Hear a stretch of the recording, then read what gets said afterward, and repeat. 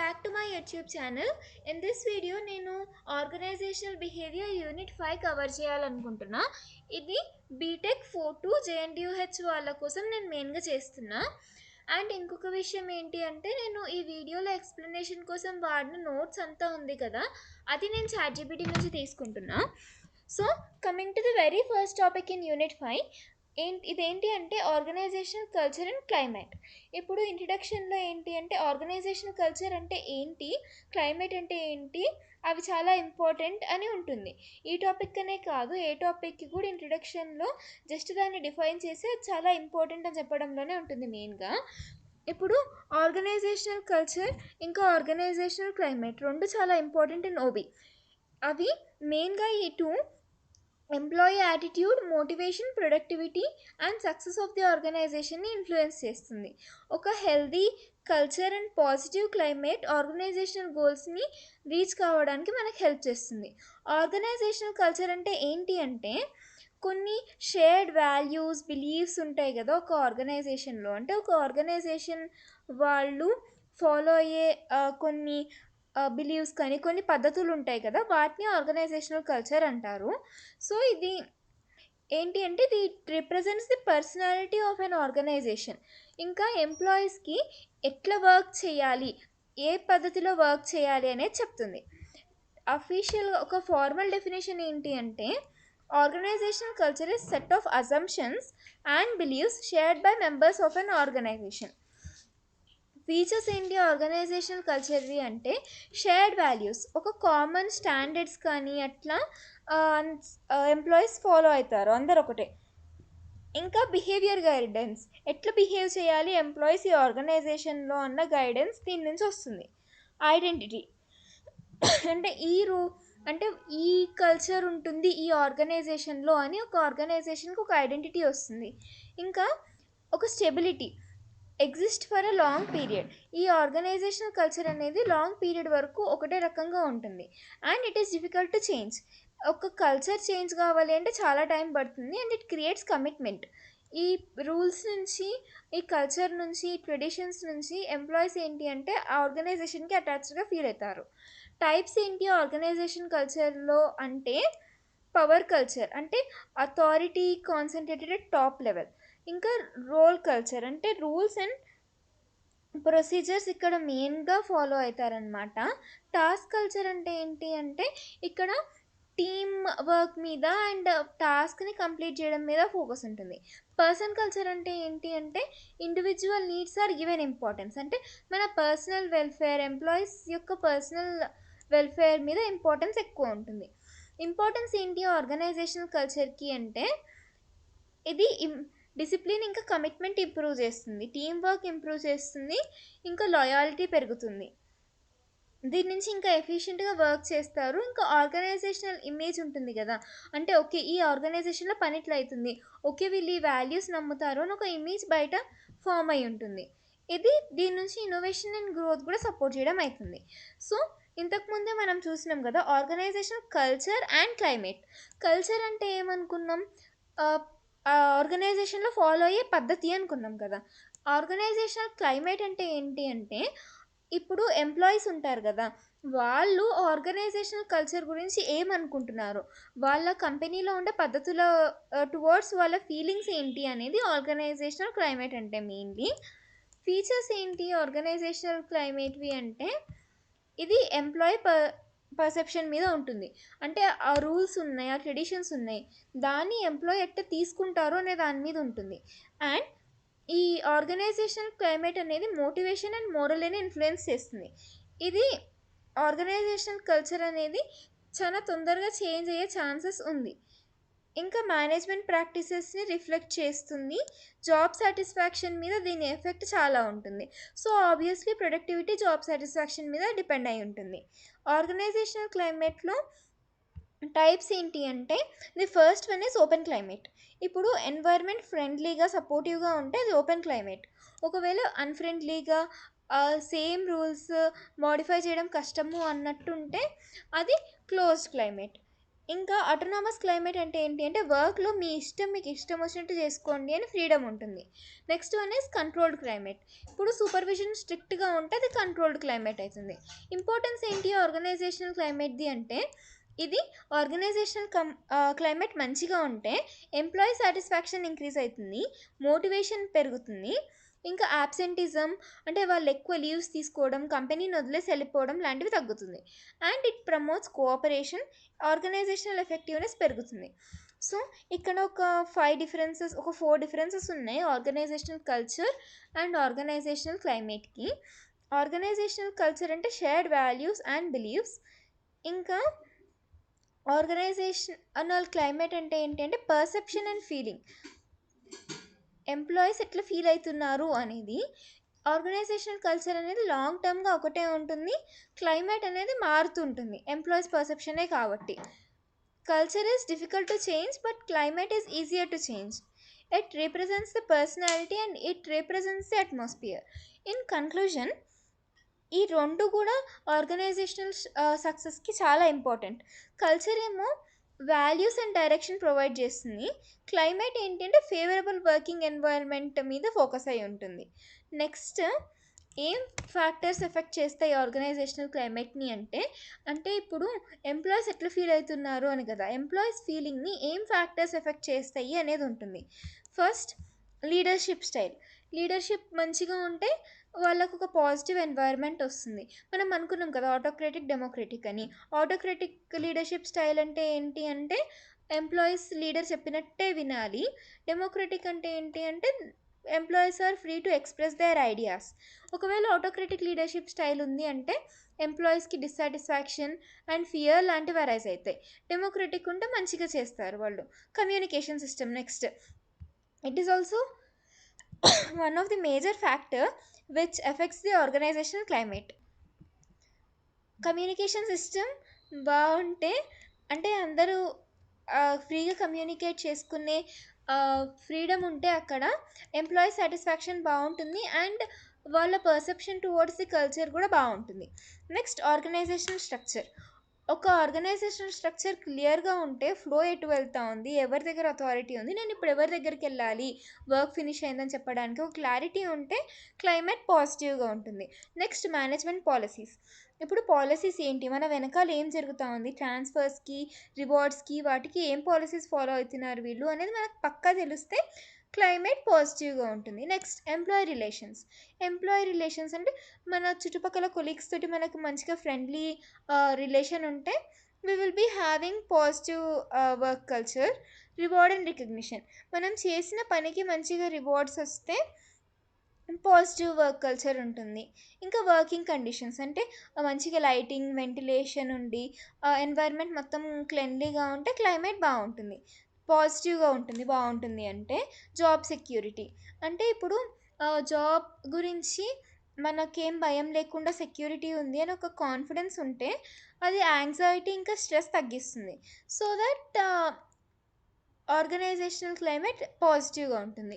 Training and development అంటే ఇప్పుడు trainings అవి ప్రొవైడ్ చేస్తూ ఉంటే పాజిటివ్గా ఉంటుంది.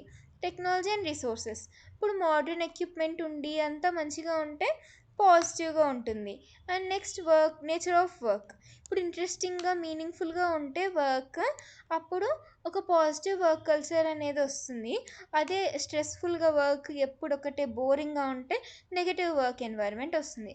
ఎక్స్టర్నల్ ఎన్వైర్న్మెంట్ అంటే economic condition, competitions, government policies, దాన్ని బట్టి కూడా మనకి ఆర్గనైజేషనల్ క్లైమేట్ డిపెండ్ అయి ఉంటుంది. Next organizational climate the importance ఏంటి అంటే ఇక్కడ ఇంట్రడక్షన్లో ఏం రాస్తాం, ఎప్పుడైనా కూడా ఇంపార్టెన్స్ గురించి అడిగితే ఆర్గనైజేషనల్ క్లైమేట్ అంటే ఏంటి అని రాస్తాం. ఒకవేళ ఆర్గనైజేషనల్ క్లైమేట్ గురించి అయితే టాపిక్ అది చాలా ఇంపార్టెంట్ అని రాస్తాం. ఇక్కడ ఏంటి అంటే ఆర్గనైజేషనల్ క్లైమేట్ అంటే ఏంటి, how employees feel about the culture. It includes employee feeling about leadership, healthy organizational climate, అవన్నీ వస్తాయి. ఇక్కడ మనం ఇంట్రడక్షన్ అండ్ హెడ్డింగ్ పెట్టకపోయినా ఓకే, ఇది రాస్తే చాలు. ఇంపార్టెన్స్ ఏంటి డైరెక్ట్ టాపిక్లోకి వస్తే ఫస్ట్ ఎంప్లాయీ మోటివేషన్ ఇంక్రీజ్ అవుతుంది. వాళ్ళు అంటే మంచిగా పాజిటివ్ క్లైమేట్ ఉంటే ఇంకా వర్క్ చేద్దాము అన్న ఫీలింగ్ వాళ్ళకొస్తుంది. అండ్ జాబ్ సాటిస్ఫాక్షన్ వస్తుంది. ఇంకా వాళ్ళకి జాబ్ సాటిస్ఫాక్షన్ ఉన్నప్పుడు ప్రొడక్టివిటీ ఇంకా ప్రొడక్టివ్‌గా వర్క్ చేస్తారు. ఇంకా టీమ్ వర్క్ కూడా బాగుంటుంది. బికాస్ ఫ్రెండ్లీ రిలేషన్స్ ఉంటే టీమ్ వర్క్ కూడా కమ్యూనికేషన్ మంచిగుండి టీమ్ వర్క్ కూడా మంచిగయితుంది. యాబ్సెంటిజం అండ్ టర్నోవర్ పాజిటివ్‌గా ఉంటే వాళ్ళు ఆర్గనైజేషన్ వైపు మానేయరు. జాబ్ ఇంకా ఊరికూరికే కూడా యాబ్సెంట్ కారు. ఇంకా ఎంప్లాయీ మోరలే. ఇప్పుడు ఒక పాజిటివ్ ఫీలింగ్ ఉంది ఆర్గనైజేషన్ వైపు అంటే they will be loyal to this organization and మంచి ఫీలింగ్ ఉంటుంది ఆర్గనైజేషన్ గురించి.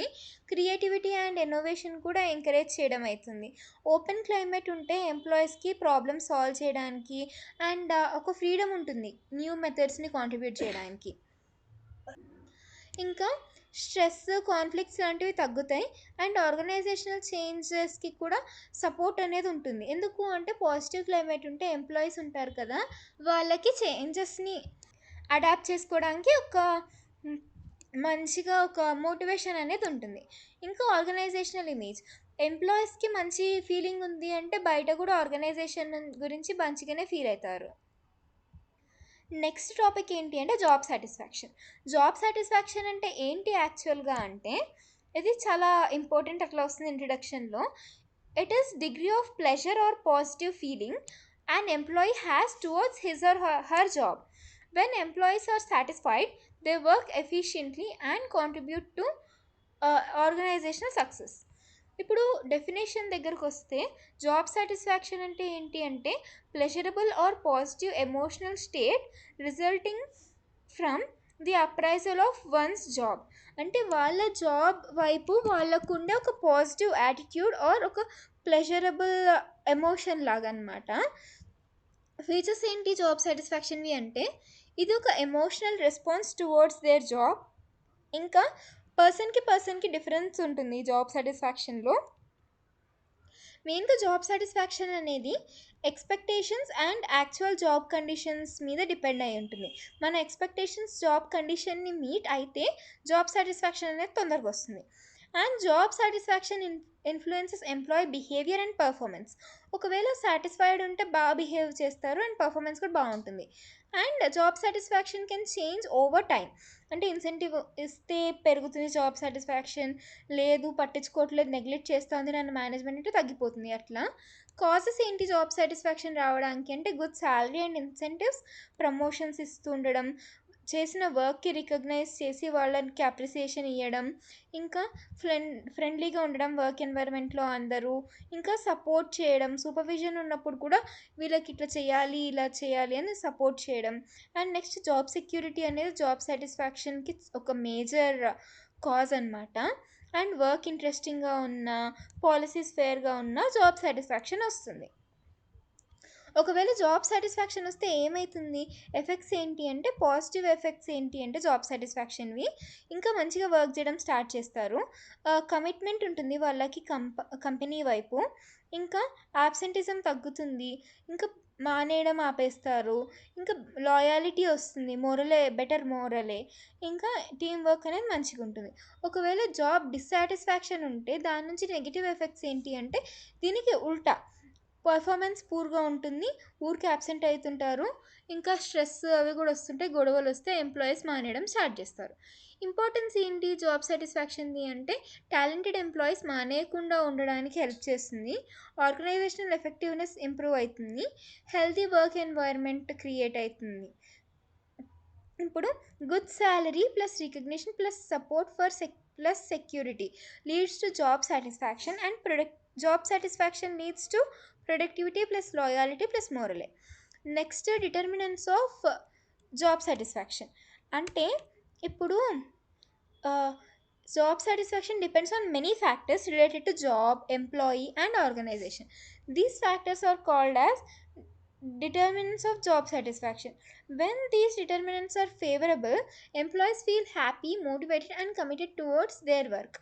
ఇప్పుడు దేని నుంచి జాబ్ సాటిస్ఫాక్షన్ వస్తుంది అని మనం సింపుల్ టర్మ్స్లో చెప్పుకోవచ్చు. Nature of work. ఒకవేళ వర్క్ ఇంట్రెస్టింగ్గా ఉంటే it gives satisfaction to employees. If salaries and wages are satisfiable and if there is good pay, then employees will be satisfied. Promotion opportunities, మంచి promotion opportunities ఉంటే employees will be satisfied. Working conditions, good physical conditions such as good lightning, ventilation and ఒక hygienic environment నుంచి కూడా job satisfaction వస్తుంది. Supervision ఫ్రెండ్లీగా అట్లా ఉంటే కూడా జాబ్ సాటిస్ఫాక్షన్ వస్తుంది. And job security, co-worker relations, recognition and rewards, organizational policies, work-life balance, personal factors will also lead to job satisfaction. So ఇవే పాలసీస్ని ఇక్కడ పాలసీస్ అంటున్నా, ఈ డిటర్మినెంట్స్ని ఇక్కడ కొన్ని లిస్ట్ చేసి లీడ్స్ టు జాబ్ సాటిస్ఫాక్షన్ అని ఒక చిన్న డయాగ్రామ్ ఇచ్చింది ChatGPT. ఇప్పుడు ఈ డిటర్మినెంట్స్ని అర్థం చేసుకోవడం నుంచి ఏంటి యూస్, ఇంపార్టెన్స్ ఏంటి అంటే, ఇప్పుడు దేని నుంచి ఎంప్లాయీస్కి వర్క్ సాటిస్ఫాక్షన్ వస్తూ ఉంది అనేది తెలుసుకుంటే మేనేజ్మెంట్ దాని మీద వర్క్ చేసుకుంటారు. ఇవి అర్థమైతే అబ్సెంటిజం తగ్గించడానికి, ప్రొడక్టివిటీ ఇంక్రీజ్ చేసుకోవడానికి, పాజిటివ్ ఆర్గనైజేషనల్ క్లైమేట్ బిల్డ్ చేసుకోవడానికి హెల్ప్ఫుల్గా ఉంటుంది. ఇప్పుడు జాబ్ సాటిస్ఫాక్షన్ అంటున్నాం కదా, దాన్ని ఎట్లా మెజర్ చేస్తాము మనము అనేది ఈ topic. Methods of measuring job satisfaction ఉంటుంది ఇక్కడ. ఇప్పుడు జాబ్ సాటిస్ఫాక్షన్ మెజర్ చేయాలి అంటే it means assessing employee feelings, opinions and attitude towards their work, salary, supervision, promotion and work conditions. First method ఏంటి అంటే క్వశ్చనైర్స్ అండ్ సర్వేస్. ఇప్పుడు ఎంప్లాయీస్ ఉంటారు కదా, వాళ్ళని ఒక క్వశ్చన్స్ అడుగుతారనమాట. శాలరీ సరిపోతా ఉందా, సూపర్విజన్ ఎట్లా ఉంది, వర్కింగ్ కండిషన్స్ బాగున్నాయా, ప్రమోషన్స్ మీద మీ ఫీలింగ్ ఏంటి, జాబ్ రెస్పాన్సిబిలిటీస్ మీకు నచ్చుతున్నాయా అని కొన్ని క్వశ్చన్స్ అడుగుతారు. ఆ క్వశ్చన్స్కి ఎంప్లాయీస్ ఇచ్చిన ఆన్సర్స్ని బట్టి జాబ్ సాటిస్ఫాక్షన్ ఎంత ఉంది అని మెజర్ చేసుకుంటారు. అంటే ఒక ఎగ్జాంపుల్ ఏంటి అంటే, ఇవి జస్ట్ ఒక 2 ఎగ్జాంపుల్స్. ఇంటర్వ్యూస్, ఇప్పుడు మేనేజర్స్ కానీ హెచ్ఆర్స్ కానీ వాళ్ళు పర్సనల్గా ఎంప్లాయీస్ దగ్గరికి వెళ్ళి మీ ఒపీనియన్ ఏంటి, మీకు ఏమైనా ప్రాబ్లమ్స్ ఉన్నాయా, మీ సాటిస్ఫాక్షన్ లెవెల్స్ ఏంటి అని అడిగి తెలుసుకోవడం. అబ్జర్వేషన్ మెథడ్, దీంట్లో ఏంటి అంటే ఎంప్లాయీస్ని డైరెక్ట్కి వెళ్ళి మాట్లాడియకుండా వాళ్ళ ఎంతూజియాజం, యాబ్సెంటిజం, వాళ్ళ ఇంట్రెస్ట్ని బట్టి వీళ్ళే ఒక క్యాలిక్యులేషన్లోకి వస్తారనమాట. సజెషన్ స్కీమ్ అంటే ఏంటి అంటే, దీంట్లో ఎంప్లాయీస్ని మీరు సజెస్ట్ చేయండి మీకు అనిపించినవి అని అడుగుతారు. వాళ్ళ సజెషన్స్ని, ఫీడ్బ్యాక్ని బట్టి వాళ్ళ సాటిస్ఫాక్షన్ ఎంత అని ఎస్టిమేట్ చేసుకుంటారు. Next one is group discussion. అంటే ఇక్కడ ఏంటి అంటే employees discuss their views in meetings or focus groups. It helps identify common issues. అంటే ఇప్పుడు ఒక మీటింగ్ లాగా పెట్టుకొని వాళ్ళ ఇష్యూస్ మీద వాళ్ళు డిస్కస్ చేసుకుంటారు, దాన్ని బట్టి అర్థమైపోతుంది. నెక్స్ట్ ఎగ్జిట్ ఇంటర్వ్యూస్, ఒక ఎంప్లాయీ మానేస్తున్నప్పుడు వాళ్ళని పట్టుకొని ఎట్లా ఉంది అని అడగడం అనమాట. పర్ఫార్మెన్స్ ఇండికేటర్స్, అంటే వాళ్ళ ప్రొడక్టివిటీని బట్టి, యాబ్సెంటిజంని బట్టి వీళ్ళు డెసిషన్ తీసుకోవడం. ఇంపార్టెన్స్ ఏంటి అంటే ఎంప్లాయీ ప్రాబ్లమ్స్ ఐడెంటిఫై చేస్తారు. యాబ్సెంటిజం టర్న్ ఓవర్ తగ్గిపోతుంది ఇట్లా సంథింగ్ రాయడం. And coming to the next topic, influence of job satisfaction and on behaviour. ఇప్పుడు జాబ్ సాటిస్ఫాక్షన్ ఒకవేళ సాటిస్ఫైడ్గా ఉంటే ఒక రకంగా బిహేవ్ చేస్తారు, డిస్సాటిస్ఫైడ్గా ఉంటే ఇంకొక రకంగా బిహేవ్ చేస్తారు. ఇన్ఫ్లుయెన్స్ ఏంటి అసలు అని మనం ఈ టాపిక్లో చూస్తామన్నమాట. ఇంట్రొడక్షన్లో ఏంటి అంటే, ఇంట్రొడక్టరీ స్టేట్మెంట్స్లో జాబ్ సాటిస్ఫాక్షన్ అంటే ఏంటి, why it is very important అనేది జస్ట్ రాస్తాం. Influence of job satisfaction on behaviour, improves productivity. సాటిస్ఫైడ్గా ఉంటే మంచిగా వర్క్ చేస్తారు, సాటిస్ఫైడ్గా ఉంటే యాబ్సెంటిజం తగ్గిపోతుంది అండ్ మానేయరు ఊరికే. కమిట్మెంట్ ఉంటుంది, లాయాలిటీ ఉంటుంది. సో ప్రమోట్స్ పాజిటివ్ యాటిట్యూడ్, డిసిప్లిన్డ్గా ఉంటారు, టీమ్ వర్క్కి కూడా ఎంకరేజ్మెంట్ ఉంటుంది. స్ట్రెస్ కంప్లైంట్స్ తగ్గుతాయి అండ్ క్రియేటివిటీ పెరుగుతుంది, కస్టమర్స్కి కూడా మంచి సర్వీస్ ఇస్తారు. ఎఫెక్ట్స్ ఏంటి, జాబ్ డిస్సాటిస్ఫాక్షన్ ఎఫెక్ట్స్ ఏంటి బిహేవియర్ మీద అంటే, లాయల్గా ఉండరు, పర్ఫార్మెన్స్ కరెక్ట్గా ఉండదు. దీనికి ఉల్టా ఆపోజిట్ రాస్తే అయిపోతుంది. So coming to the next topic, organizational change అంటే ఏంటి అంటే, ఇది organization must continuously adapt to internal and external changes such as technology, competition, customer needs and government policies. Change help organization survive, grow and remain competitive. ఇప్పుడు organizational change is the movement of an organization from its present state to desired future state. అంటే ఇప్పుడు organizational change అంటే ఏంటి అంటే, ఇప్పుడు మనం ఆర్గనైజేషన్‌లో వాడే టెక్నాలజీలో చేంజ్ కానీ, లేకపోతే మన మెథడాలజీస్ మార్చుకోవడం కానీ, ఒకవేళ అదేంటిది మనకు గోల్ ఉంటుంది. ఆ గోల్ అచీవ్ చేయాలి అంటే కొన్ని చేంజెస్ ఉంటాయి. ఆ చేంజెస్ రావడం కానీ వీటిని ఆర్గనైజేషనల్ చేంజెస్ అంటారు. టైప్స్ ఏంటి ఆర్గనైజేషనల్ చేంజెస్‌లో అంటే, first one is structural change. అంటే అథారిటీ చేంజ్ కావడం, ఇంకా డిపార్ట్మెంట్స్ చేంజ్ కావడం, రూల్స్ చేంజ్ కావడం అట్లా. టెక్నాలజికల్ చేంజెస్ అంటే ఏంటి అంటే, కొత్త టెక్నాలజీని యూస్ చేయడం. హ్యూమన్ రిసోర్స్ చేంజెస్ అంటే ఏంటి అంటే, ఎంప్లాయీస్ యాటిట్యూడ్, స్కిల్, బిహేవియర్ లాంటివి చేంజ్ కావడం. స్ట్రాటజిక్ చేంజ్ అంటే ఏంటి అంటే, గోల్స్, మిషన్ లాంటివి చేంజ్ కావడం. అంతకుముందు ఏంటి అంటే జస్ట్ ప్రాఫిట్ అచీవ్ చేయడమే ఉంటుండే గోల్. ఇప్పుడు ఒక అగ్మార్క్ కానీ అట్లాంటిది అచీవ్ చేయడం వరకు వచ్చింది గోల్. అట్లా గోల్స్లో కూడా చేంజెస్ ఉంటాయి. కల్చరల్ చేంజ్ అంటే ఏంటి అంటే, ఆర్గనైజేషన్లో ఉండే వాల్యూస్, బిలీవ్స్, వర్క్ కల్చర్ లాంటివి చేంజ్ కావడం. ఫీచర్స్ ఏంటి ఆర్గనైజేషనల్ చేంజ్వి అంటే, అది ప్లాన్డ్ అన్నా ఉండొచ్చు, అన్‌ప్లాన్డ్ అన్నా ఉండొచ్చు. గ్రాడ్యువల్గా కొంచెం కొంచెం చేంజ్ అవ్వుకుంటూ అన్నా వస్తుంది, లేకపోతే సడన్గా చేంజ్ వచ్చే అవసరం అన్నా పడుతుంది. అది ఒక ఆర్గనైజేషన్ని కానీ, ఒక మొత్తం డిపార్ట్మెంట్ని కానీ ఎఫెక్ట్ చేసేంత ఉంటుంది దీనికి. ఇంప్రూవ్మెంట్, ఒకవేళ ఇంప్రూవ్మెంట్ అండ్ అడాప్షన్ని మెయిన్గా ఇది ఏం చేస్తుంది. మెయిన్లీ ఒకవేళ ప్లాన్డ్ అయితే మెయిన్గా ఇంప్రూవ్మెంట్ అండ్ అడాప్షన్ మీద. ఇప్పుడు ఇంకా employee resistance, it may face employee resistance అంటే చేంజెస్కి వాళ్ళు వెంటనే యాక్సెప్ట్ చేసేయాలి. చేంజెస్ మా పాత పద్ధతులలోనే మేము ఉండాలనుకోవట్లేదు, వి విల్ యాక్సెప్ట్ చేంజ్ అనడం తక్కువ కదా. మేము మా పాత పద్ధతిలోనే చేస్తాము అనే ఛాన్సెస్ కూడా చాలా ఉంటాయి కదా. సో అదనమాట మే ఫేస్ ఎంప్లాయీ రెసిస్టెన్స్ అంటే. Next, need for organizational change. టెక్నాలజికల్గా అడ్వాన్స్ అవ్వాలన్నా, మార్కెట్ కాంపిటీషన్లో నిలబడాలన్నా, ఒకవేళ క్రైసిస్ సిచ్యువేషన్స్ వస్తే దాని నుంచి బయటికి రావాలన్నా ఇది చాలా ఇంపార్టెంట్. అడ్వాంటేజెస్ ఏంటి అంటే, ఎఫిషియన్సీ ఇంప్రూవ్ అవుతుంది, కాంపిటేటివ్ స్పిరిట్ పెరుగుతుంది, అండ్ లాంగ్ టర్మ్ సర్వైవల్కి ఇది లీడ్ చేస్తుంది. సో ఇది ఒక కరెంట్ స్టేట్ నుంచి need for change, implementation, improved future state. ఇప్పుడు ఆర్గనైజేషనల్ చేంజ్ అంటే ఏంటి చూసినాం కదా. సో ఇప్పుడు దీని ఇంపార్టెన్స్ చూద్దాం. ఇంపార్టెన్స్ ఏంటి దీంట్లో, ఇంట్రడక్షన్లో ఏం రాస్తాం, ఆర్గనైజేషనల్ చేంజ్ అంటే ఏంటి అని రాస్తాం ఇంట్రడక్షన్లో. ఇంపార్టెన్స్ దగ్గరకు వస్తే ఏంటంటే, సర్వైవల్. కంపెనీ కొత్త కొత్త టెక్నాలజీస్ వచ్చిన మార్కెట్ చేంజెస్లో కానీ సర్వైవ్ కావడానికి ఇది హెల్ప్ చేస్తుంది, అండ్ కొత్త టెక్నాలజీస్కి అడాప్ట్ కావడానికి హెల్ప్ చేస్తుంది.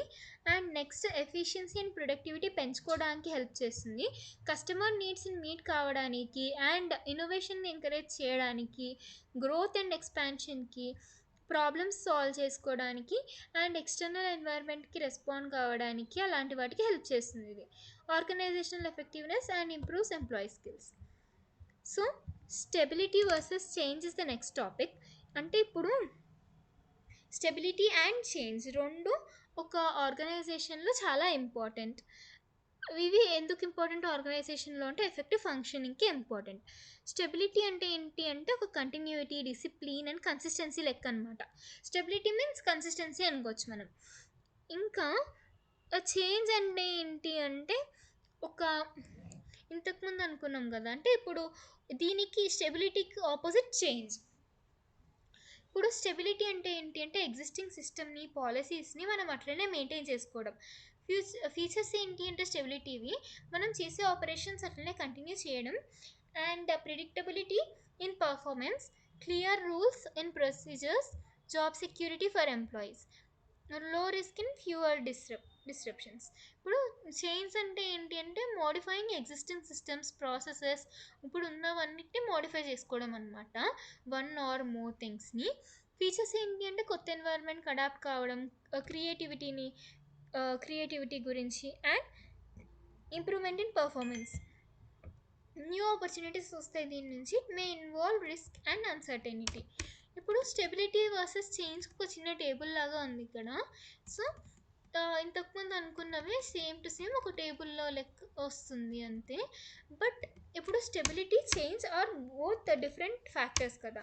బట్ రెండింటి మధ్యలో బ్యాలెన్స్ ఉండాలి. ఒక ఆర్గనైజేషన్ అనేది shouldn't be too stable, or it shouldn't be too adaptable, or it shouldn't be changing continuously.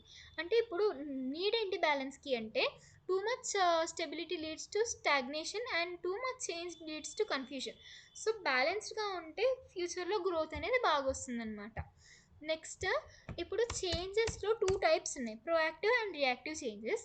దాని గురించి ఇప్పుడు ఈ టాపిక్లో వస్తుంది మనకి. ఇప్పుడు ప్రోయాక్టివ్ చేంజెస్, రియాక్టివ్ చేంజెస్ అని 2 చేంజెస్ క్లాసిఫై అయింది కదా. ఇది ఏంటి అంటే before a problem arises or after a problem arises ఈ చేంజెస్ అనేది అక్కర్ అవ్వచ్చు. ప్రోయాక్టివ్ చేంజ్ అంటే ఏంటి అంటే ఇది ఒక ప్లాన్డ్ చేంజ్. ఇది ఫ్యూచర్ నీడ్స్ని బట్టి ముందే ఇన్ అడ్వాన్సే మనం చేంజ్ ప్లాన్ చేసుకుంటాం కదా, అదనమాట. అంటే ఫ్యూచర్లో ఇట్లా అవసరం పడవచ్చు, మనం ఇట్లా చేంజ్ చేద్దాము అని కంపెనీ అనుకుంటే that is called as proactive change. Examples ఏంటి అంటే కాంపిటీటర్స్ ఒక కొత్త టెక్నాలజీ అడాప్ట్ చేసుకోకముందే మనం ఒక టెక్నాలజీ అడాప్ట్ చేసుకోవడం. అండ్ ఫ్యూచర్లో ఇప్పుడు క్వాంటమ్ కంప్యూటింగ్ వస్తుంది అంటే ఎంప్లాయీస్కి క్వాంటమ్ కంప్యూటింగ్ మీద ట్రైన్ చేయడం, అట్లా న్యూ ప్రోడక్ట్స్ లాంచ్ చేయడం. అట్లా అడ్వాంటేజెస్ ఏంటంటే ఫ్యూచర్ ప్రాబ్లమ్స్ని అవాయిడ్ చేసుకోవచ్చు, ఒక కాంపిటేటివ్ అడ్వాంటేజ్ అనేది వస్తుంది మనకి. So next one reactive change అంటే ఏంటి అంటే ఒక ఈవెంట్ అయిన తర్వాత చేంజ్ అవసరం పడి చేంజ్ అవ్వడం. ఇది రెస్పాన్స్ టు ప్రాబ్లమ్స్ అని కూడా అనొచ్చు అనమాట. ఇక్కడ రియాక్టివ్ చేంజ్కి ఎగ్జాంపుల్స్ ఏంటి అంటే ఓ లాస్ వచ్చిన తర్వాత కాస్ట్ తగ్గించుకోవడం, ఇంకా ఎంప్లాయీస్ ఈ పాలసీస్ ఏం బాగాలేని కంప్లైంట్ ఇచ్చినాక మార్చుకోవడం. ఇప్పుడు నచ్చదేమో అని ముందే తెలుసుకొని చేంజ్ చేసుకోవడం కంటే కంప్లైంట్ ఇచ్చినాక మార్చుకోవడం అంటే రియాక్టివ్ చేంజ్. కంప్లైంట్ ఇవ్వకముందే వాళ్ళే ప్రాబ్లమ్ ఐడెంటిఫై చేసి మార్చుకుంటే ప్రోయాక్టివ్ చేంజ్. ఇప్పుడు రియాక్టివ్ చేంజ్ నుంచి అడ్వాంటేజెస్ ఏంటి అంటే మిస్టేక్స్ అయితే కరెక్ట్ చేసుకోవడానికి ఛాన్స్ ఉంటుంది, ఇమీడియట్ ప్రాబ్లమ్స్ని సాల్వ్ చేసుకోవడానికి ఉంటుంది. రియాక్టివ్ అండ్ ప్రొయాక్టివ్ చేంజెస్కి ఇక్కడ ఒక చిన్న టేబుల్ లాగా ఉంది, ఇక్కడ ఉన్న పాయింట్సే మళ్ళీ ఇట్లా టేబుల్ లెక్క వచ్చింది. సో చూసుకోండి ఇది నోట్స్ పోస్ట్ చేసినప్పుడు. And next the change process. ఇప్పుడు చేంజ్ ప్రాసెస్ ఇక్కడ ఏంటి అంటే ఆర్గనైజేషనల్ చేంజ్ మనం ఎప్పుడైనా సడన్గా ఇంప్లిమెంట్ చేసేయకూడదు, ఒక సిస్టమాటిక్ ప్రొసీజర్లో మనం ఇంప్లిమెంట్ చేయాలి. ఎలా ఉండాలంటే ప్రొసీజర్ ఎంప్లాయీస్ యాక్సెప్ట్ చేసే లెవెల్లో ఉండాలి. మీనింగ్ ఏంటి అంటే it can refer to the sequence of steps follow to plan, implement and stabilize organizational change. A well plan process reduces confusion, resistance and failure. ఇప్పుడు స్టేజెస్ ఏంటి అంటే చేంజ్కి first one unfreezing. It is the first stage where employees are prepared for change, existing attitudes, habits and old methods are question. ఇక్కడ employee problems ఏంటి present సిస్టంలో అనేది explain చేయడం అవుతుంది. అండ్ ఎప్పుడు ఈ ప్రాబ్లమ్స్ అంటే ఇప్పుడు ఎంప్లాయీస్ ఉంటారు, వాళ్ళకి ఇప్పుడు మనం ఫాలో అవుతున్న దాన్ని బట్టి ప్రాబ్లమ్స్ ఏంటి, ఇప్పుడు మనం చేంజ్ కావడానికి అర్జెంట్ రీజన్ ఏంటి అని చెప్పి మనం ఇది కావాలి అని వాళ్ళని మోటివేట్ చేసి వాళ్ళు భయపడుతుంటారు కదా, అది తగ్గించడం ఈ స్టేజ్లో ఉంటుంది. నెక్స్ట్ ఏంటి అంటే చేంజింగ్ మూమెంట్ స్టేజ్. ఇక్కడ ఏంటి అంటే యాక్చువల్ చేంజ్ ఇంట్రడ్యూస్ చేయడం స్టార్ట్ చేస్తారు. Employees will begin to learn new methods, behaviours and systems. ఇక్కడ ఏం యాక్టివిటీస్ చేస్తారు అంటే organization will be providing trainings to the employees and organization will be introducing new technologies or structures and they will be implementing new procedures and they will encourage employee participation in new methods. Next one is refreezing. Once ఈ change అనేది set అయినాక once employees are habituated to these kind of changes then the organization will start to freeze them again, like వాటిని stabilize చేసుకోవడం start చేస్తుంది అనమాట. Other steps ఏంటి అంటే change ప్రాసెస్లో first we need to identify the need for change and we have to diagnose the problem areas, like ఎక్కడ problem వస్తుంది మనకి అని తెలుసుకొని అక్కడ ఆ ఏరియాస్ని పట్టుకొని we have to develop the change plan and then we need to communicate the change plan with the employees and then we have to start implementing it. And after the implementation we have to first evaluate the results, ఎందుకంటే మన change plan కరెక్ట్గా work చేస్తూ ఉందా లేదా అని. And next one if the changes are working well and good then we have to stabilize the changes. Importance ఏంటి అంటే employee acceptance పెరుగుతుంది, స్మూత్ ట్రాన్సిషన్, అట్లా సంథింగ్ రాసేయడమే. So coming to the next topic, resistance to change. Resistance to change అంటే ఏంటి అంటే ఇప్పుడు unwillingness of employees or groups to accept or adapt the new changes.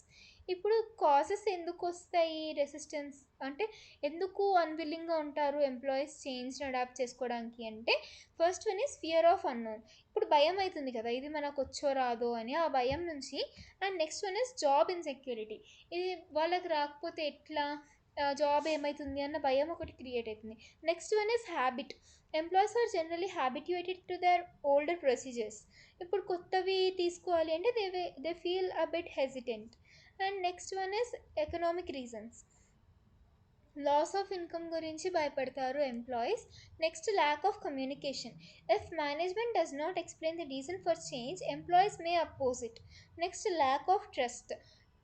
Management ఇంటెన్షన్స్ని ట్రస్ట్ చేయకపోతే ఇది ఎందుకు తీస్తున్నారు వీళ్ళు ఇట్లా, ఎందుకు చేంజ్ చేస్తున్నారు, మనకి ఏమైనా నెగిటివ్ అవుతుందా అని భయపడతారు. Next one is social factors.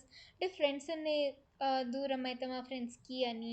And next lack of skills నుంచి కానీ పూర్ ట్రైనింగ్ నుంచి కానీ చేంజెస్ని అడాప్ట్ చేసుకోవడానికి భయపడతారు. ఎట్లా ఎట్లా రెసిస్ట్ చేసుకుంటారు? ఫార్మ్స్ ఆఫ్ రెసిస్టెన్స్ ఏంటి అంటే డైరెక్ట్గా కంప్లైంట్ చేస్తారు మాకు ఇది వద్దు అని, or they will strike or protest. ఇంకా స్లో వర్క్ పర్ఫార్మెన్స్ కానీ వాళ్ళు యాబ్సెంట్ కావడం స్టార్ట్ చేస్తారు, లో మోలరే అండ్ నెగిటివ్ యాటిట్యూడ్ చూపించడం కూడా స్టార్ట్ చేస్తారు. ఎఫెక్ట్స్ ఏంటి రెసిస్టెన్స్కి అంటే వాళ్ళు చేంజ్ని యాక్సెప్ట్ చేయకపోతే ఇంప్లిమెంటేషన్లో డిలేస్ అవుతాయి, ఇంకా ప్రొడక్టివిటీ తగ్గిపోతుంది, కాన్ఫ్లిక్ట్స్ వస్తాయి అట్లా అనమాట. And moving to the next topic ఏంటి అంటే మేనేజింగ్ చేంజ్. అంటే ఇప్పుడు ఆర్గనైజేషన్లో చేంజ్ని మేనేజ్ చేయడం అనేది చాలా ఇంపార్టెంట్. చేంజ్ అనేది ఎట్లయినా ఫియర్ తెస్తుంది, కన్ఫ్యూజన్ అరైజ్ చేస్తుంది. కాబట్టి మేనేజ్మెంట్ ఏం చేయాలి అంటే ఎంప్లాయీస్లో ఉన్న ఈ ఫియర్ని పోగొట్టడం is very important for adapting the change. ఇప్పుడు స్టెప్స్ ఏంటి అంటే నీడ్ ఫర్ చేంజ్ ఎందుకు అవసరము అనేది మేనేజ్మెంట్ అర్థం చేసుకోవాలి. క్లియర్ ఆబ్జెక్టివ్స్, క్లియర్ గోల్స్ పెట్టాలి ఎంప్లాయీస్ ముందు. And there should be proper planning and communicate the changes. Management should communicate about the changes to the employees. And next one is employee participation. They should involve employees in decision making, and it reduces the resistance and increases acceptance mainly. And next, training and development. The management should generally the management ఏంటంటే it should provide proper training to employees. Next, management should provide proper support to the employees. They should encourage employees. ఇప్పుడు స్టార్టింగ్లో వాళ్ళకి సరిగ్గా రాకపోయినా ఏం పర్వాలేదు నేర్చుకోవచ్చు అని ఒక సపోర్ట్ వాళ్ళకి ఇస్తే they will be confident. And next, implement changes gradually rather than putting all the changes at one time. ఒకవేళ స్లోగా పెట్టుకుంటూ పోతే that will be better. Monitor and evaluate. ఇప్పుడు ప్రోగ్రెస్ ఎట్లయితే ఉంది చేంజెస్ నుంచి అనేది మానిటర్ చేసుకొని they should make corrections if needed. And next, reinforce the change. Successful changes should be rewarded and made permanent. ఇప్పుడు చేంజెస్ని మేనేజ్ చేసుకోవడానికి టెక్నిక్స్ ఏంటి అంటే ఎడ్యుకేషన్ అండ్ కమ్యూనికేషన్. అంటే ఎడ్యుకేషన్ అండ్ కమ్యూనికేషన్ నుంచి ఇంకా participation and involvement, negotiation and agreement, facilitation and support అట్లా something. ఇప్పుడు coercion అంటే మాత్రం పనిష్మెంట్, ఇది మాత్రం ఓన్లీ నెససరీ అయినప్పుడే ఇవ్వాలి, ఊరికి ఇవ్వకూడదు. ఎడ్యుకేషన్ అండ్ కమ్యూనికేషన్ అంటే ఏంటంటే ఎడ్యుకేట్ చేయడం వాటి మీద. పార్టిసిపేషన్ అండ్ ఇన్వాల్వ్మెంట్ అంటే డెసిషన్స్ తీసుకునేప్పుడు ఎంప్లాయీస్ని ఇన్వాల్వ్ చేయడం. నెగోసియేషన్ అంటే ఇట్లా మాట్లాడి కన్విన్స్ చేయడం అట్లా అనమాట. ఇంపార్టెన్స్ ఏంటి మేనేజింగ్ చేంజ్ది అంటే it reduces resistance, ensures smooth transition and increases employee confidence. అట్లా సింపుల్ పాయింట్స్ ఉన్నాయి చూసుకోండి ఇవి. అండ్ ఇంతకుముందు పాయింట్స్ జస్ట్ ఒక చార్ట్ లెక్క ఇచ్చింది ChatGPT. And coming to the next topic, it is about stress అనమాట. జనరలీ స్ట్రెస్ అంటే ఏంటి అంటే ఇది ఒక ప్రెషర్ ఫీలింగ్ ఉంటుంది కదా అది అని రాస్తాం మనం. ఏదన్నా వర్క్లో స్ట్రెస్ అనేది అన్అవాయిడబుల్ థింగ్. కానీ ఒకవేళ ఎక్సెసివ్ స్ట్రెస్ ఉంటే మాత్రం అది హెల్త్ని ఎఫెక్ట్ చేస్తుంది అండ్ వర్క్లో పర్ఫార్మెన్స్ని కూడా నెగటివ్గా ఎఫెక్ట్ చేస్తుంది. జనరలీ స్ట్రెస్కి మీనింగ్ ఏంటి అంటే it is a psychological and physical response of an individual to demands, pressures or challenges that exceed his or her ability to cope. Coming to a formal definition, stress may be defined as an adaptive response to external situations that result in physical, psychological, or behavioral changes. There are two types of stress. First one is positive stress. ఇదేంటి అంటే ఈ stress నుంచి ఒక పర్సన్కి ఇంకా బెటర్గా perform చేయాలి అనే మోటివేషన్ వస్తుంది. లైక్ ప్రిపేరింగ్ ఫర్ ఎగ్జామ్స్ వస్తున్నాయి, ఎగ్జామ్స్ దగ్గరలో ఉంది అంటే చదవాలి అన్న మోటివేషన్ వస్తుంది కదా మనకి, అదనమాట పాజిటివ్ స్ట్రెస్ అంటే. నెక్స్ట్ వన్ ఏంటి అంటే నెగటివ్ స్ట్రెస్. ఈ స్ట్రెస్ ఏంటి అంటే యాంగ్జైటీ క్రియేట్ చేస్తుంది. అంటే దీని నుంచి ఏంటి అంటే ఉన్న పర్ఫార్మెన్స్ అనేది ఎఫెక్ట్ అవుతుంది అనమాట. అంటే మనకు ఆల్రెడీ వచ్చి ఉన్నా కూడా ఎక్కువ భయపడడం నుంచి ఉన్న పర్ఫార్మెన్స్ మొత్తం డిస్టర్బ్ అయిపోవడం.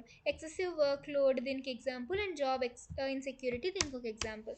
సిమ్టమ్స్ ఏంటి స్ట్రెస్వి అంటే హెడేక్ రావడం, అలసిపోయినట్టు అనిపించడం, and high blood pressure, and sleep problems.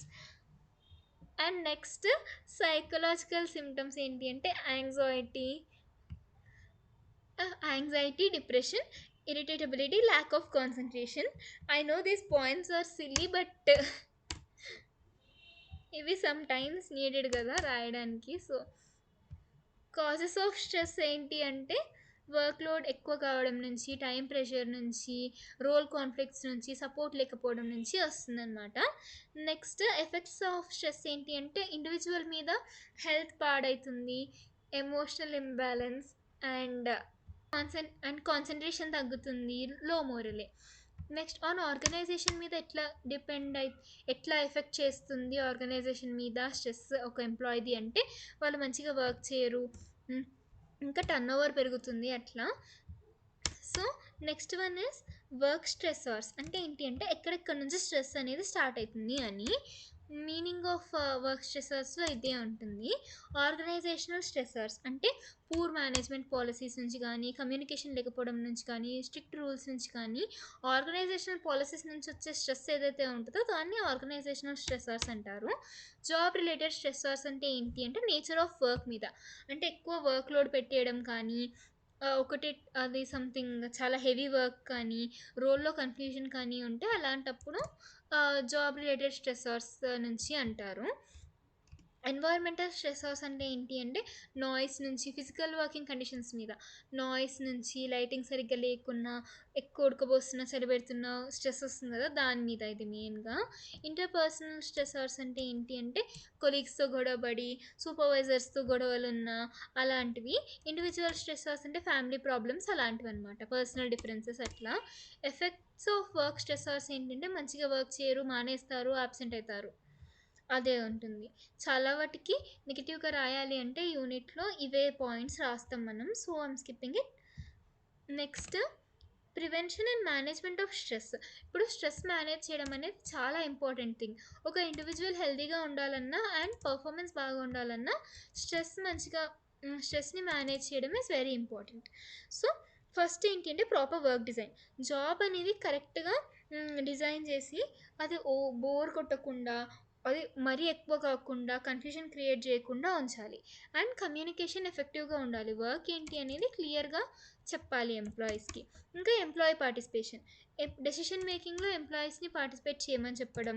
And time management, ఇప్పుడు ఈ టాస్క్ ఇప్పుడు చేయండి అని ఈ టైం డివైడ్ చేసి చెప్పేస్తే టైం మేనేజ్మెంట్ అంటారు. లాస్ట్ మినిట్లో చేయండి అంటే స్ట్రెస్ వస్తుంది. సో ముందే ప్రాపర్గా ప్లాన్ చేసి పెట్టుకుంటే స్ట్రెస్ తగ్గుతుంది. ట్రైనింగ్ అండ్ డెవలప్మెంట్, స్కిల్స్ కోసం ట్రైన్ చేయడం అదంతా. Next counselling and support. ఇప్పుడు ఒకవేళ స్ట్రెస్ ఫీల్ అవుతున్నారు ఎంప్లాయీస్ అనిపిస్తే వాళ్ళకి కౌన్సిలింగ్ ప్రొవైడ్ చేయడం అట్లా. జాబ్ రొటేషన్, ఇప్పుడు కొన్ని చాలా స్ట్రెస్ ఇచ్చేవి ఉంటాయి. సో అలాంటి వాటికి ఒకటే పర్సన్ని ఎక్కువ రోజులు పెట్టకుండా తక్కువ స్ట్రెస్ ఉండే వాటికి తర్వాత షిఫ్ట్ చేయడం, అలాంటివి చేయడం అనమాట. Relaxation techniques like yoga, meditation, వాటి నుంచి కూడా స్ట్రెస్ తగ్గుతుంది. Next one is work life balance. అంటే ఇప్పుడు పర్సనల్ లైఫ్కి కూడా ఈక్వల్ ఇంపార్టెన్స్ ఇచ్చేటట్టు వర్క్ ఉంటే అప్పుడు స్ట్రెస్ అనేది తగ్గుతుంది. So this is about how to manage stress and how to deal with it. Next ఏంటి అంటే బ్యాలెన్సింగ్ వర్క్ అండ్ లైఫ్. ఇప్పుడు చాలా ఆర్గనైజేషన్స్లో ఎంప్లాయీస్ చాలా వర్క్ లోడ్ని ఫేస్ చేస్తారు అండ్ డెడ్ లైన్స్ నుంచి చాలా ప్రెషర్ ఫీల్ అవుతారు. దీని నుంచి ఏంటి అంటే వాళ్ళు ఓవర్ టైం వర్క్ చేయాల్సి వస్తుంది అండ్ పర్సనల్ లైఫ్ని పక్కన పెట్టేస్తుంటారు.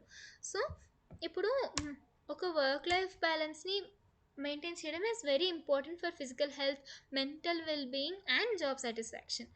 ఇంకా meaning of work life balance అంటే ఏంటి అంటే ability of an individual to manage work responsibilities as well as personal life in a healthy and effective manner without excessive stress or conflict. ఇప్పుడు importance ఏంటి అంటే employee health బాగుంటుంది దీని నుంచి, and job satisfaction వస్తుంది, ఇంకా మంచిగా వర్క్ చేస్తారు, స్ట్రెస్ తగ్గుతుంది, ఫ్యామిలీ రిలేషన్షిప్స్ బాగుంటాయి ఎంప్లాయీస్కి, ఇంకా యాబ్సెంటిజం తగ్గుతుంది. ఫ్యాక్టర్స్ ఏంటి వర్క్ లైఫ్ బ్యాలెన్స్ని ఎఫెక్ట్ చేసేవి అంటే హెవీ వర్క్ లోడ్ ఉంటే నెగటివ్గా ఎఫెక్ట్ చేస్తుంది, long working hours, job pressure, lack of flexibility, family responsibilities, poor time management నుంచి ఈ వర్క్ లైఫ్ బ్యాలెన్స్ అనేది తగ్గే ఛాన్సెస్ చాలా ఉంటుంది. ఇప్పుడు వర్క్ లైఫ్ బ్యాలెన్స్ని మెయింటైన్ చేయడానికి స్ట్రాటజీస్ ఏంటి అంటే టైం మేనేజ్మెంట్, ప్రాపర్గా ప్లాన్ చేసుకోవడం, ఇంకా ఫ్లెక్సిబుల్ వర్కింగ్ అవర్స్ ఉంటే వాళ్ళు ఎప్పుడు ఏది అవసరమో అది చేసుకోగలుగుతారు.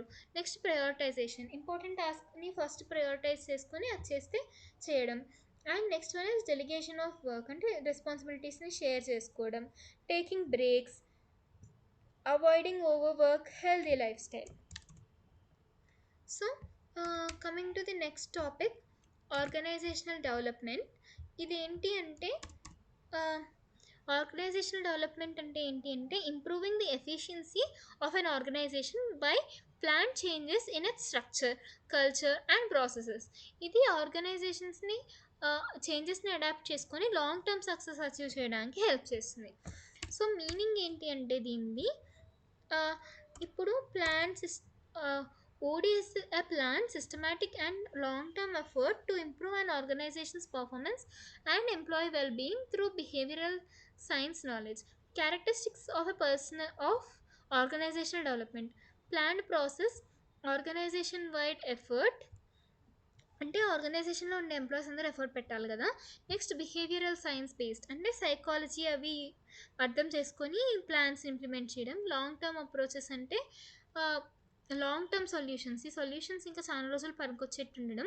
పార్టిసిపేషన్, ఎంప్లాయీ పార్టిసిపేషన్ డెసిషన్ మేకింగ్లో, చేంజ్ ప్రాసెస్లో ఎంకరేజ్ చేయడం. కంటిన్యూస్ ప్రాసెస్ అంటే ఏంటి, ఇది ఎప్పుడు కంటిన్యూస్గా ఉంటుంది అని చెప్పడం. Next objectives of organisational development, ఇప్పుడు ఆర్గనైజేషనల్ ఎఫెక్టివ్నెస్ ఇంప్రూవ్ చేయడం, ఇంకా ఎంప్లాయీస్ని డెవలప్ చేయడం, వాళ్ళ స్కిల్సే కానీ నాలెడ్జే కానీ ఏదన్నా, అండ్ ఎంప్లాయీస్ మధ్యలో కమ్యూనికేషన్ ఇంక్రీజ్ చేయడం, జాబ్ సాటిస్ఫాక్షన్ పెంచడం, అండ్ చేంజ్ని మేనేజ్ చేసే ఎఫిషియన్సీ ఇంప్రూవ్ చేయడం, and next problem solving ability improve అవుతుంది. ఓడీకి టెక్నిక్స్ ఏంటి అంటే sensitivity training, team building, survey feedback, process consultation, job enrichment. And importance అంటే పర్ఫార్మెన్స్ ఇంక్రీజ్ అవుతుంది, అడాప్టబిలిటీ వస్తుంది, అవే సేమ్ పాయింట్స్ ఉన్నాయి, so I'm not repeating it. ఇంకా next topic ఏంటి అంటే క్యారెక్టరిస్టిక్స్ ఆఫ్ ఆర్గనైజేషనల్ డెవలప్మెంట్. ఇప్పుడు ఆర్గనైజేషనల్ డెవలప్మెంట్ అంటే ఏంటి, ఒక planned effort to gain to achieve more success. ఇప్పుడు క్యారెక్టరిస్టిక్స్ ఏంటి అంటే ఇది planned change, organisational wide approach, organisation మొత్తం ఈ చేంజెస్ని ఫాలో అవుతారు. ఇంకా long term process, behavioural science foundation, అంటే సైకాలజీ, సోషాలజీ, హ్యూమన్ బిహేవియర్ మీద తీసుకున్న డెసిషన్స్ ఇవన్నీ. అండ్ పార్టిసిపేటివ్ ప్రాసెస్, ఎంప్లాయీస్ని ఇన్వాల్వ్ చేయడం, it is a continuous process. And focus on people and culture, ఇప్పుడు పీపుల్ బిహేవియర్ని, యాటిట్యూడ్ని ఇంకా ఇంప్రూవ్ చేయడం మీద డిపెండ్ అయి ఉంటుంది అని ఉంది. అంటే ప్రాబ్లమ్ సాల్వింగ్ అప్రోచ్, ఒక ప్రాబ్లమ్ని ఐడెంటిఫై చేసి దాన్ని సాల్వ్ చేయడం మీద ఎక్కువ వర్క్ చేస్తారు. ఫీడ్బ్యాక్ ఓరియంటెడ్, ఎంప్లాయీస్ నుంచి ఫీడ్బ్యాక్ రెగ్యులర్గా తీసుకుంటూ ఉంటారు. And next improvement of effectiveness, ఇంకా మంచిగా వర్క్ చేయడం కోసం కదా ఇదంతా చేసేది, సో అదే ఉంటుంది ఆ పాయింట్లో కూడా. Next objectives of organisational development, ఇప్పుడు ఆర్గనైజేషనల్ డెవలప్మెంట్ ఎందుకు చేస్తారు, ఏం చేస్తారు అనేది ఉంటుంది. ఎందుకు ఆర్గనైజేషన్ డెవలప్ కావాలనుకుంటారు, ఇంకా మంచిగా వర్క్ చేయడానికి, హ్యూమన్ రిసోర్సెస్ మంచిగా అంటే ఎంప్లాయీ స్కిల్స్ నాలెడ్జ్ పెంచడానికి, ఇంకా ఏంటి అంటే కమ్యూనికేషన్ బాగుండడానికి, ఎంప్లాయీ సాటిస్ఫాక్షన్ పెరగడానికి, problem solving and decision making మంచిగా ఉండడానికి, కాన్ఫ్లిక్ట్స్ తగ్గించడానికి, పార్టిసిపేషన్ పెంచడానికి, ఇవే కామన్ పాయింట్స్ ఉన్నాయి దీంట్లో కూడా, సో చూసుకోండి. And next organisational effectiveness. దీంట్లో ఏంటి అంటే ఇది organizational effectiveness one is one of the most important goals of management. Every organization aims to achieve its objectives with maximum efficiency and minimum resources. It reflects how well an organization is performing in achieving the goals. ఇప్పుడు organisational effectiveness అంటే ఏంటి అంటే refers to the extent to which organisation achieves its goals and satisfies stakeholders. అయితే అంటే ఎంత బాగా వాళ్ళు అనుకున్న టాస్క్ని అచీవ్ చేయగలుగుతారు, ఎంత బాగా వాళ్ళ కస్టమర్స్ ని ఎంత బాగా వాళ్ళ కస్టమర్స్ని సాటిస్ఫై చేయగలుగుతారు అని మెయిన్గా. దీని క్యారెక్టరిస్టిక్స్ అంటే ఏంటి అంటే గోల్ అచీవ్మెంట్, ప్రీడిఫైన్డ్ గోల్స్ని సక్సెస్ఫుల్గా అచీవ్ చేయడం, అండ్ మినిమం రిసోర్సెస్తో మ్యాక్సిమం అవుట్పుట్ అచీవ్ చేయడం, అడాప్టబిలిటీ, చేంజెస్ వచ్చినా అడాప్ట్ కావడం, అండ్ నెక్స్ట్ ఎంప్లాయీ సాటిస్ఫాక్షన్ కూడా చూసుకోవాలి దీంట్లో, లీడర్షిప్ మంచిగా ఉండడం. అట్లా what are now we're going to look at the factors which are influencing organizational effectiveness. Leadership style ఉంటుంది కదా, అంటే లీడర్స్ ఎట్లా ట్రీట్ చేస్తున్నారు ఎంప్లాయీస్ని అనే దాన్ని బట్టి కూడా ఉంటుంది organisational effectiveness. Next organisational structure. Clear structure ఉంటే బాగా వర్క్ చేస్తారు, స్కిల్డ్ మోటివేటెడ్ ఎంప్లాయీస్ ఉంటే ఇంకా మంచిగా వర్క్ చేస్తారు, టెక్నాలజీ మంచిగా ఉంటే స్పీడ్ ఆఫ్ వర్క్ మంచిగా ఉంటుంది. And next organisational culture. ఆ పాజిటివ్ కల్చర్ ఉంటే టీమ్ వర్క్ అండ్ ఇన్నోవేషన్ బాగుంటుంది, కమ్యూనికేషన్ సిస్టమ్ ఓపెన్గా ఉంటే నో మిస్అండర్స్టాండింగ్స్, అంటే చాలా తగ్గిపోతాయి అన్నమాట మిస్అండర్స్టాండింగ్స్. ఇప్పుడు మెజర్స్ ఏంటిది ఆర్గనైజేషనల్ ఎఫెక్టివ్నెస్కి అంటే productivity levels, profitability, employee satisfaction అలాంటివి చూస్తారు. సో ఇది last topic of 5th unit అనమాట. సో ఇది కొంచెం పెద్దగా వచ్చింది బికాజ్ నేను 1 ఇంకా 3, 4 యూనిట్స్ చేసినా కదా, అవి చాలా చిన్న చిన్నగా ఉండే. ఐ మీన్ 1, 2 చేసిన ఇప్పటి వరకు, 1 ఇంకా 4 చేసిన ఇప్పటి వరకు. ఇంకొక యూనిట్ అది నేను జస్ట్ చూసిన, అది చాలా చిన్నగా అనిపించినాయి ఆ 3 యూనిట్స్ నాకు. ఇది ఇంకా సెకండ్ యూనిట్ చాలా పెద్దగా అనిపించినాయి వాటితో కంపేర్ చేస్తే. So that's why it took a lot of time. So meet you guys in the next video.